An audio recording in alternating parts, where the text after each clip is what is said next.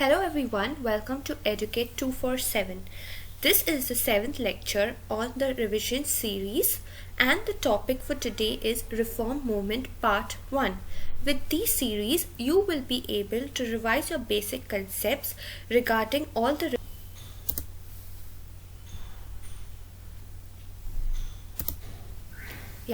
The first question is, what are the factors that gave rise to the reform movements? So what are the different factors or what factors contributed to the reform movement in the 19th century? Let's go through the options. Presence of colonial government on Indian soil, various ills like degraded position of women, exploitative caste hierarchy, idolatry, spread of education and increased awareness of the world, and rising tide of nationalism during the 18th century. So the answer to this question is all of the above. These factors and a few more contributed to the rise of the reform movement. So let's see the other factors. Firstly, we saw the presence of a colonial government. Okay, various ills like degraded position of women, hierarchy, idolatry, polytheism. Okay, and the priests exercised a very overwhelming and unhealthy influence on the minds of the people. So as it's given here, like idolatry, besides idolatry there was also polytheism, and the influence of the priests, influence of the monopoly of the scriptural knowledge imparted a very deceptive character or to all religious systems. Okay, the other thing was spread of education and increased awareness, rising tide of nationalism during 18th century. Other factors being depressing position of women. So what had happened is depressing position of the women. The position of the women was very depressed. Like they had the parda system, then they had the sati, they had the practice of polygamy prevailed, and under feudalism, even old men could take very young girls as wives. So the position of the women was very depressing. So as you saw, because of the efforts of Raja Ram Mohan Roy, sati was abolished. Sati, parda system, and then the next one is children at a very young age were getting married, and because and then also cells. Then the caste problem. Another factor was caste. This entitled a system of segregation, hierarchical on the basis of ritual status. So at the bottom came the untouchables or the scheduled castes as they were called later. The untouchables suffered from numerous and several disabilities and restriction. The system was very bad, and this was also one of the reason why earned like Raja Ram Mohan Rai, Pandit Ishwar Chandra Vidyasagar, they thought that there have to be some reform movements to remove all these these ills which are prevailing in the society. And also another reason which contributed to the reform movement was opposition to the Western culture. Some of us might think that the Western culture, and all, but no, there was also opposition to the Western culture, which led to the rise of reform movement. The establishment of colonial rule in India was followed by a systematic attempt to decimate colonial culture and ideology as their culture in India. Faced with the challenge of the intrusion of colonial culture and ideology, an attempt to reinvent traditional institutions and to realize the potential of traditional culture developed during the 19th century. So there were many people who were opposed to their culture. They wanted the traditional culture, and also spread of education, like India is like degraded position. All these were the factors that gave rise to reform movement in the 19th century. Next question, the regulation of 1829 dealt with what? Okay, so now as you saw in the previous slide, that there were certain reasons why there were reform movements. and these reform movements, in order to abolish sati or in order to prevent female infanticide, various leaders like Raja Ram Mohan Roy, Pandit Ishwar Chandra Vidyasagar, then VD Sa, all these leaders, they tried to pass certain acts for the betterment. So one such was the regulation of 1829. So we have to know this regulation of 1829 dealt with what? The options being, is it abolition of sati, is it preventing female infanticide, is it controlling child marriage, or is it widow remarriage? And the answer to this question is abolition of sati. So it was mainly because of the effort of Raja Ram Mohan Roy, the sati was abolished. It was abolished by the Regulation Act of 1829, and this act was first instance available only to Bengal. Later it was extended in a slightly modified form to Madras and Mumbai. So the regulation here, abolition of sati, regulation of 1829. Who played a major role in the abolishment of sati? Raja Ram Mohan Roy. And this regulation of 1829, first it was applicable only to the Bengal presidency, okay, Bengal presidency. Later it was made applicable to the Madras presidency and the Mumbai presidency in a modified form. So let's see what are the other acts which were passed in order to prevent the other ills, like preventing female infanticide. Okay, the practice of murdering female infants were after their birth was a common practice among the Bengalis and Rajputs, who considered females to be economic burden.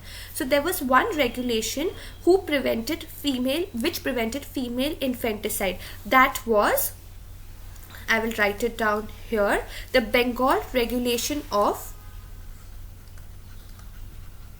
1795 and 1804 declared infanticide illegal, or it declared it as equivalent to murder. So you saw 1829 regulation was abolition of sati, preventing female infanticide was the Bengal regulation of 1795 and 1804.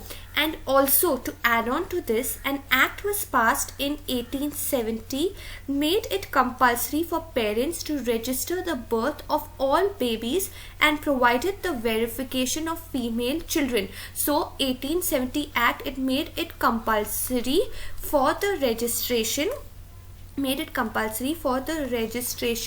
of birth of the children.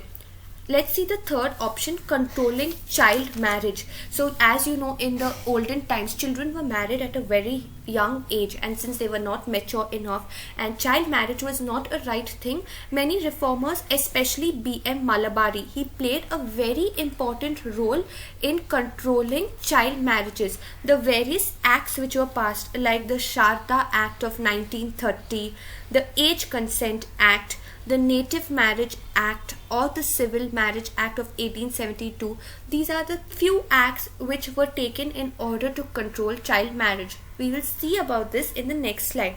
And widow remarriage, Pandit Ishwar Chandra Vidyasagar played a very important role. Pandit Ishwar Chandra Vidyasagar played a very important role in passing the Hindu Widows Remarriage Act of 1856. Okay, then the Hindu Widows Remarriage Act of 1856 was passed. So Pandit Ishwar Chandra Vidyasagar played a very important role to pass this act. Also, you can see there were other reformers like Vishnu Shastri Pandit founded the Widow Remarriage Association in 1850. So another leader, Vishnu Shastri Pandit, founded the Widow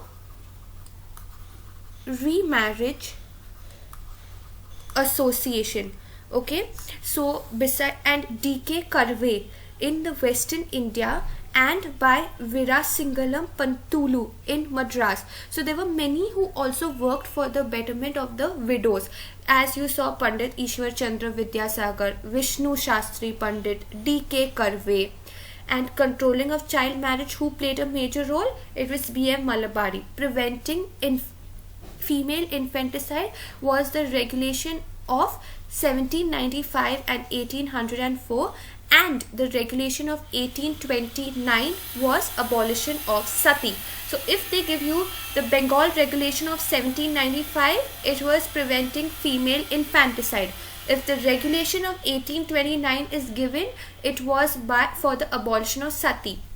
Sometimes they might ask you to arrange these acts in the year in which they were passed. So the regulation of 1829 was passed later, and the regulation of 1795 to prevent female infanticide was passed before. Next question, find the incorrectly matched options. Okay, the options are Age Consent Act, B.M. Malabari, Hindu Widows Remarriage Act 1856, Ishwar Chandra Vidyasagar, Bharat Stree Mahamandal, Ramabai Ranade, and All India Women's Conference, Margaret Cousins. So now I told you in the previous lectures too, knowing of the associations and their leaders and the year in which they are passed is very important. So that is why I have given you like various options who passed these acts or who formed these associations, because UPSC has been asking these associations. So as you saw previously, I asked you about the regulation of 1829. Immediately you have to know that it was for the abolition of sati. Similarly, the widows association, it was for an association for the widows. It was founded by Vishnu Shastri Pandit. Now here it is, we have to find out which is not matched correctly, and to know that you have to know all these associations. So let's see the options. Age Consent Act, who played a major role in passing the Age Consent Act? B.M. Malabari, as I told you.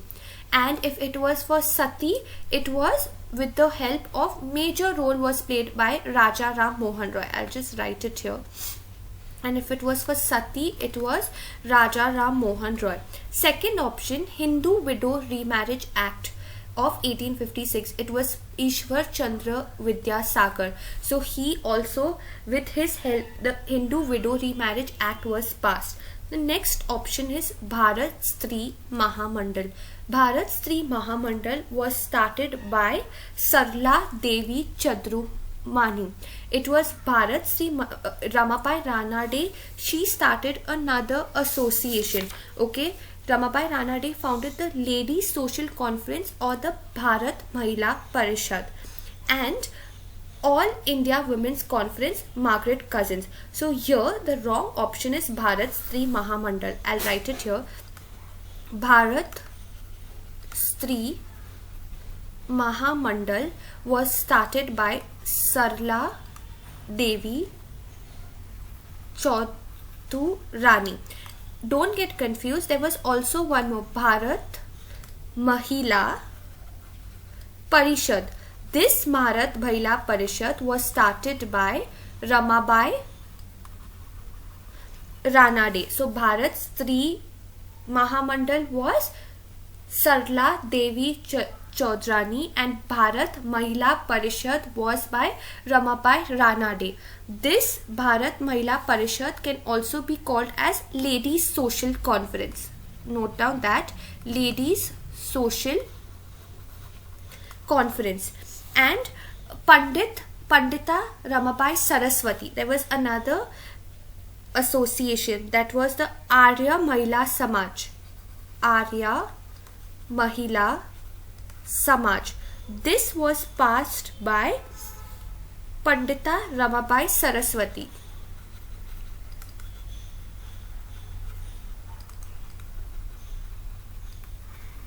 So let us see all these options once again, as they are very important.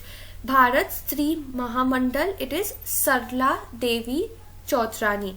Bharat Mahila Parishad, also known as the Ladies Social Conference, was by Ramabai Ranade. And the Arya Mahila Samaj, that was started by Pandita Ramabai Saraswati. More about Bharat Stree Mahamandal.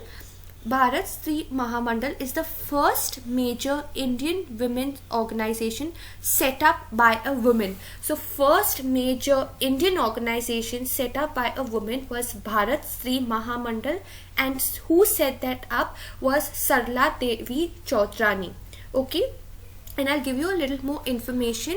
The All India Women's Conference, founded by the Margaret Cousins in 1927, was the first women's organization with an egalitarian approach. So the Indian Association founded by a woman was Bharat Stree Mahamandal, and the All India Women's Conference in 1927 was perhaps the first women's organization with an egalitarian approach.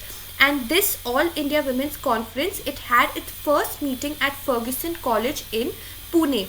Important founding members include Rani Sahiba of Sangli, Sarojini Naidu, Kamla Devi Chattopadhyay, Lady Dorab Tata. So all these associations are equally very important. Next question. Which of the following act had a provision for legislative action in prohibiting child marriage but was not applicable to Hindus, Muslims and other recognized faiths? So first we saw about sati, then we saw about widow remarriage, then we saw about preventing of female infanticide. Now for controlling child marriage also, there were 4 acts passed, and these acts had their own provisions. So we have to know each provision because they might give us the provision and you have to find out the act. So one such question is this, that this act prohibited child marriage but was not applicable to many faiths. Which were they?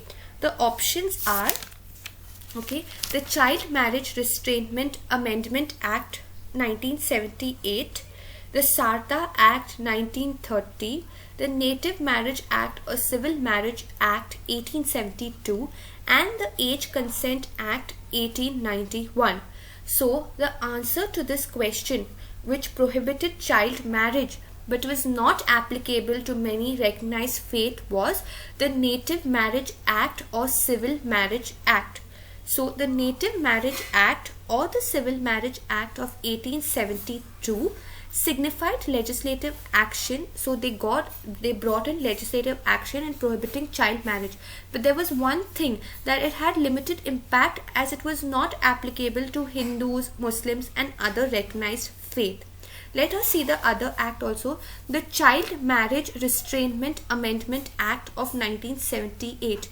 This was passed in free India, and what had happened in this act was it raised the age of marriage for girls it was 18 and for boys it was 21. Then the Sarda Act. The Sarda Act, it was so the Sarda Act, it further increased the marriage age to 18 and 14 for boys and girls respectively. Okay, and the Age Consent Act was passed with the efforts of B.M. Malabari. Okay, then which forbade the marriage of girls below the age of 12. Forbade the marriage of girls below 12. So which act forbade the marriage of girls below 12? It was the Age Consent Act. So also you can say the Age Consent Act was applicable only for girls, because here it's given, if you see for Sarda Act, they had the age for limit for girls and boys both. Even for Age Consent Act, okay, the Age Consent Act of 1891, okay, that was the Age Consent Act of 1891, it was only applicable for girls because it says it forbade the marriage of girls below the age of 12. And the Native Marriage Act or Civil, this had a limited impact because it was not applicable to Hindus, Muslims and other recognized faith. And Child Marriage Restraint Amendment Act was applicable to both girls and boys. So which of the act forbade below 12 years? It was Age Consent Act, and it was applicable only to girls. Both the options are right. The other two acts was applicable to both girls and boys because they have given the age limit for both girls and boys. And the Native Marriage Act or the Civil Marriage Act 1872, it had a limited impact, but it brought legislative action in prohibiting child marriage.